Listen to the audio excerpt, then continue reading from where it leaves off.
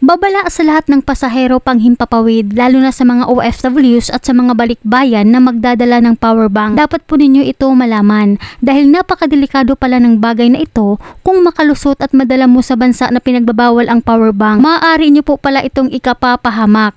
Makukulong na nga kayo pag mumultahin pa kayo dahil sa paglabag nyo sa batas na pinapatupad ng bansa na inyong patutunguhan. Kaya bilang isang manglalakbay, dapat po ninyo ito malaman para magkaroon po kayo ng kaalaman. Dahil mas maganda po na may alam ka sa ganito para hindi po kayo mapahamak. Dahil alam naman po natin na sa panahon ngayon, karamihan ay nagdadala na po ng power bank dahil sa pahirapan ang pagcha-charge ng cellphone, lalo na't malayo ang biyahe. Dahil may mga bansa po pala na pinagbabawal ang power bank.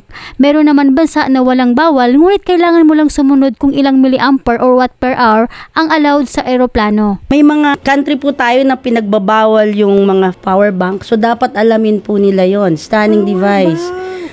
Pwede ho silang makulong sa destination po nila. Power bank? Yes po. Lahat naman nagdadala ng yes power po. bank. Kaya nga importante yun na bawat pasahero, pag bumili ka ng ticket, alamin mo yung mga bawal sa destination kasi pwede ka hong patawan ng monetary fine as well as pwede pong makulong. Kaya huwag po kayong mag-atubiling magtanong mga kababayan para malaman ninyo kaagad kung ano ang mga pinagbabawal sa bansa na inyong pupuntahan para hindi po kayo magkakaproblema. At paalala po mga kababayan, ang power bank po ay pinagbabawal po ito na ilagay sa check-in baggage. Dapat ay nasa hand carry lamang po ito. Yung power bank? Hand carry po yun. Pwede po siya sa hand carry. Pwede sa hand carry. Yes po. Bawal siya sa check-in. Yes po. The other way around. Yes po. Ayun. Kaya kung ikaw ay may balak magdala ng power bank, tingnan mo po ng maigi ang specification ng inyong power bank. Dapat meron lang itong 100 WH dahil hindi po lahat ng power bank ay po pwedeng dalhin sa eroplano dahil may limit po na itinalaga ang mga airlines para sa mga power bank.